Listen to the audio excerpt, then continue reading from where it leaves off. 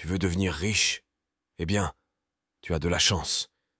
Parce que contrairement à ce qu'on t'a toujours raconté, les plus grands milliardaires du monde le disent eux-mêmes.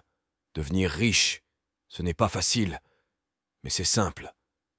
Le problème, c'est que la plupart des gens ne comprennent pas cette nuance.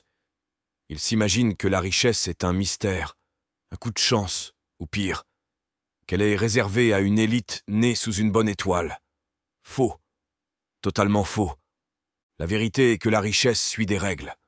Ce n'est pas une question de talent, ni de travail acharné jusqu'à l'épuisement. C'est une question de comprendre comment fonctionne l'argent et l'utiliser à ton avantage. Ceux qui dominent le monde financier comme Jeff Bezos, Elon Musk, Warren Buffett ont tous appliqué des principes précis, des stratégies millimétrées qui les ont propulsés au sommet. Ce ne sont pas des secrets, mais des vérités si puissantes qu'elles restent invisibles aux yeux de ceux qui ne veulent pas les voir. Aujourd'hui, on va décortiquer ces vérités. Ce que l'homme le plus riche du monde sait, et que personne ne t'a jamais dit. Et une chose est sûre, si tu appliques ces principes, ta vie ne sera plus jamais la même. Alors, es-tu prêt à voir l'argent autrement? Parce qu'une fois que tu auras compris ce qui suit, il n'y aura plus de retour en arrière. Conseil numéro 1. La richesse est une conséquence, pas un objectif. La plupart des gens passent leur vie à dire qu'ils veulent être riches. Ils pensent que l'argent est une destination, qu'il suffit de courir après pour finir par l'attraper. Erreur monumentale. Les plus grands milliardaires du monde ne se sont pas levés un matin en se disant « Je veux être riche ». Ce n'est pas comme ça que ça fonctionne. La richesse n'est jamais l'objectif. C'est une conséquence. Une conséquence de quoi? De la valeur que tu crées. Regarde autour de toi. Qui sont les plus riches du monde? Jeff Bezos n'a pas construit Amazon en rêvant de millions sur son compte. Il voulait créer une plateforme qui révolutionne la façon dont les gens achètent des livres, puis des produits, puis absolument tout. Elon Musk n'a pas lancé Tesla pour empiler des billets, mais pour changer l'industrie automobile et accélérer la transition vers l'énergie propre. Steve Jobs ne voulait pas juste vendre des téléphones, il voulait réinventer la relation entre l'homme et la technologie. Tous ces hommes ont appliqué le principe universel de la richesse. L'argent ne fait que suivre la valeur. Si tu veux être riche, ne te demande pas comment gagner plus d'argent, mais comment créer quelque chose qui change la vie des gens. Napoléon Hill, dans Réfléchissez et devenez riche, explique que la richesse vient à ceux qui savent identifier et répondre aux besoins du monde. Andrew Carnegie, l'un des hommes les plus riches de son époque, disait que les opportunités sont partout pour ceux qui savent regarder. Alors, au lieu de poursuivre l'argent, demande-toi, quel problème puis-je résoudre? Comment puis-je apporter plus de valeur? Parce qu'une fois que tu trouves la réponse à cette question, l'argent suivra. Toujours. Conseil numéro 2. L'argent est un jeu aux règles précises. L'argent n'est pas une question de chance, ni un mystère réservé à une élite. C'est un jeu. Et comme tout jeu, il a ses règles. Ceux qui les comprennent et les appliquent accumulent la richesse. Ceux qui les ignorent la voient glisser entre leurs doigts. La première règle est simple. L'argent circule vers ceux qui savent le gérer. Ce n'est pas combien tu gagnes qui compte, mais ce que tu fais avec ce que tu gagnes. Un homme qui gagne 10 000 € par mois mais qui en dépense 10 500 € est plus pauvre qu'un autre qui en gagne 2 000 mais qui en met 500 de côté chaque mois pour investir. Warren Buffett, l'un des plus grands investisseurs de l'histoire, dit que si tu ne trouves pas un moyen de faire travailler ton argent pendant ton sommeil, tu travailleras jusqu'à ta mort. La deuxième règle est encore plus puissante. L'argent va là où il est respecté. Et respecter l'argent, ce n'est pas le chasser désespérément, c'est savoir exactement où il va et comment il revient. Les plus riches connaissent leurs finances au centime près. Ils savent combien ils gagnent, combien ils dépensent et où va chaque euro. Le simple fait de maîtriser son budget et de diriger consciemment son argent transforme radicalement une situation financière.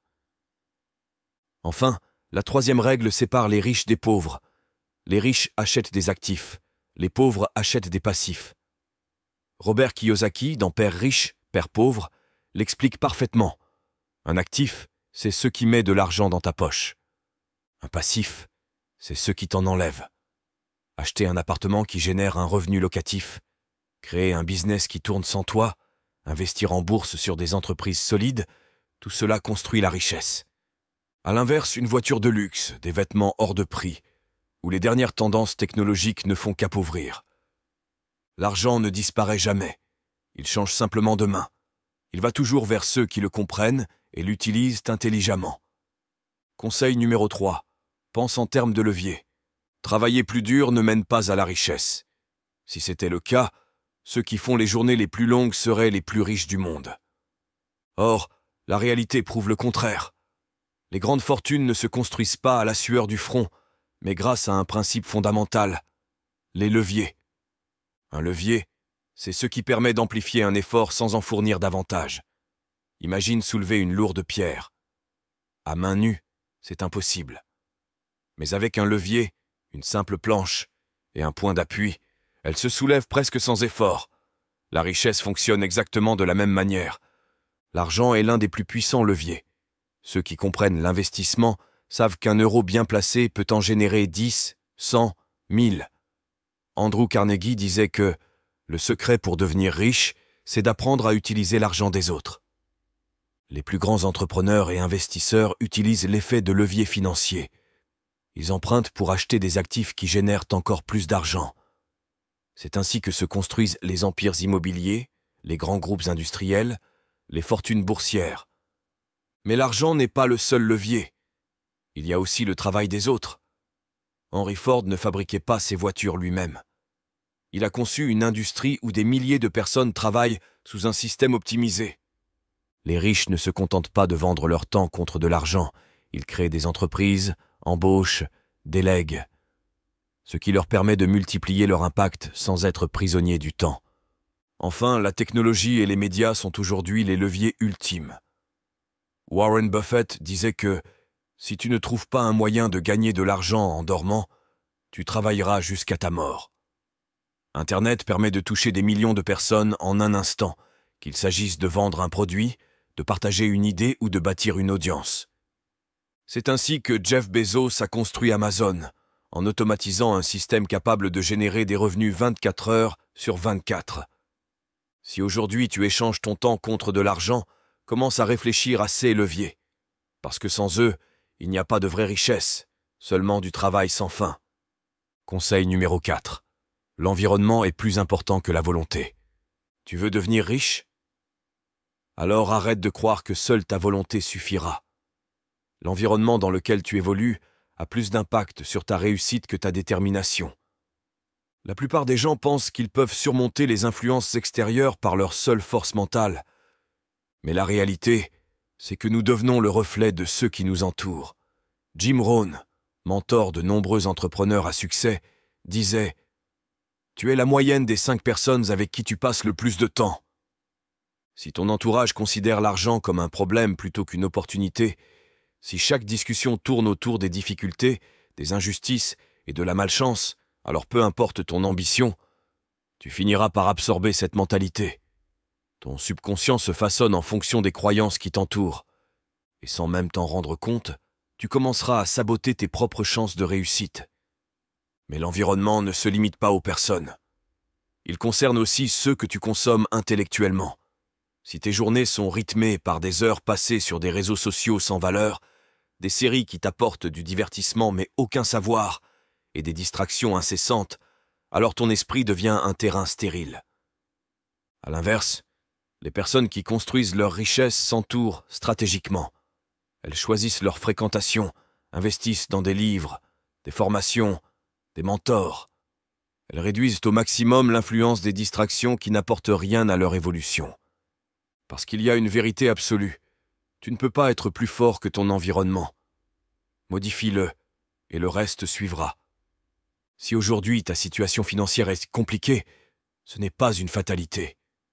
Mais ce qui est certain, c'est que si tu ne changes rien, dans 5 ans, elle sera encore pire. L'argent ne stagne jamais. Il évolue, il se multiplie pour certains et disparaît pour d'autres. Tout dépend des choix que tu fais aujourd'hui. Tu veux devenir riche? Alors retiens bien ces 4 vérités. Elles ne sont pas négociables.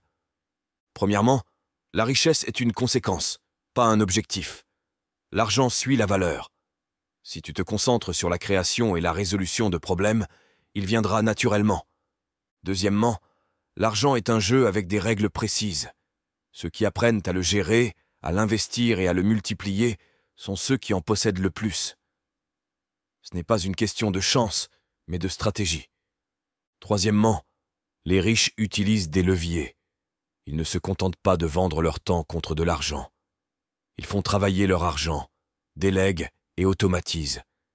Enfin, ton environnement a plus d'impact sur ta réussite que ta volonté. Si tu es entouré des mauvaises personnes, si tu consommes le mauvais contenu, tes ambitions seront étouffées avant même d'avoir pu s'exprimer. Et voici ce que personne ne veut te dire. Il n'est jamais trop tard pour commencer. Peu importe ton âge, ton salaire ou ton niveau d'éducation, ces principes fonctionnent pour tout le monde. Mais il y a une différence entre écouter et agir. Alors, la vraie question c'est, vas-tu appliquer ces conseils ou rester dans ta zone de confort? Si tu veux plus de vidéos comme celle-ci, abonne-toi. Et dis-moi en commentaire quel conseil t'a le plus marqué.